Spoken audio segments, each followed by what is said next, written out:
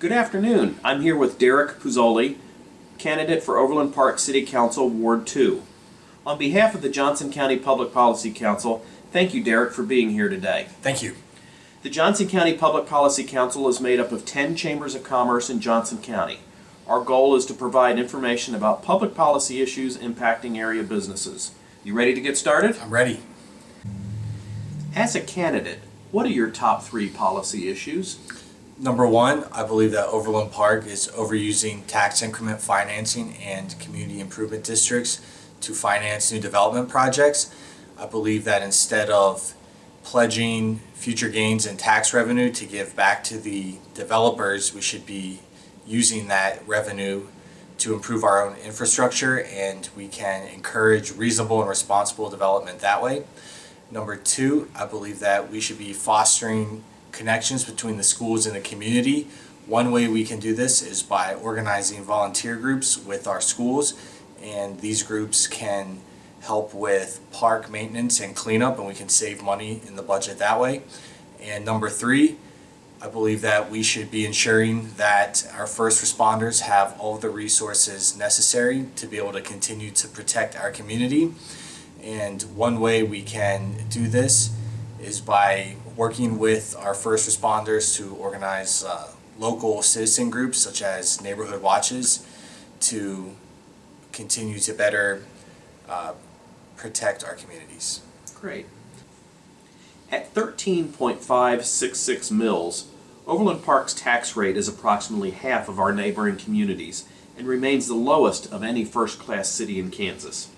Do you believe Overland Park citizens receive quality services and value for their tax dollars? And what improvements, if any, would you make to the existing city budget? I do believe that overall Overland Park residents get good value for their money.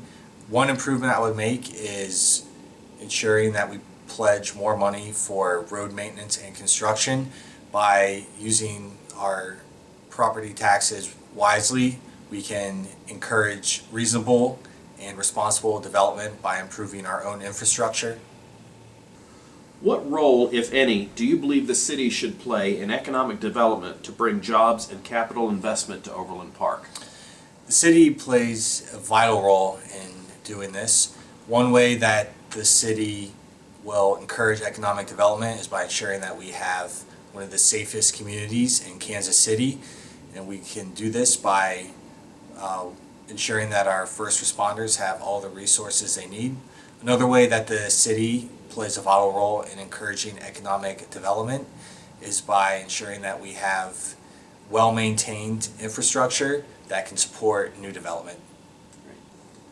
What is your philosophy regarding the appropriate mix of residential, commercial, and green space in development and redevelopment projects, and the use of incentives for these projects?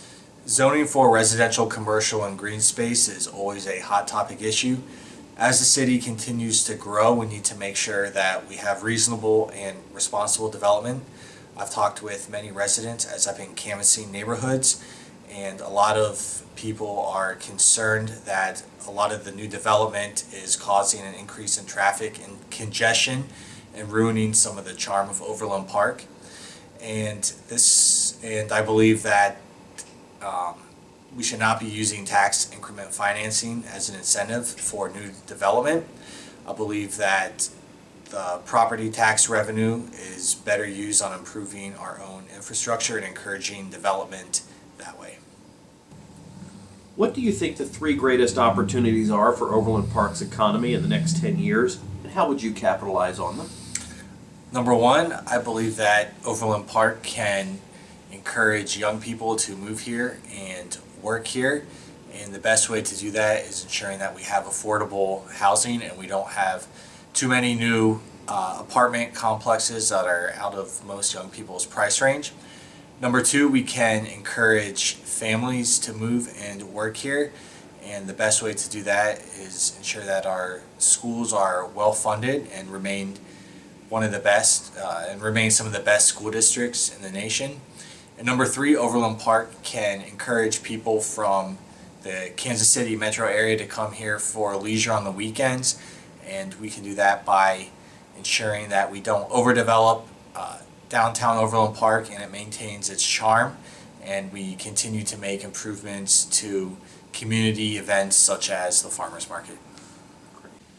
What specific elements of Forward OP's action agenda do you consider to be among the highest priorities for implementation?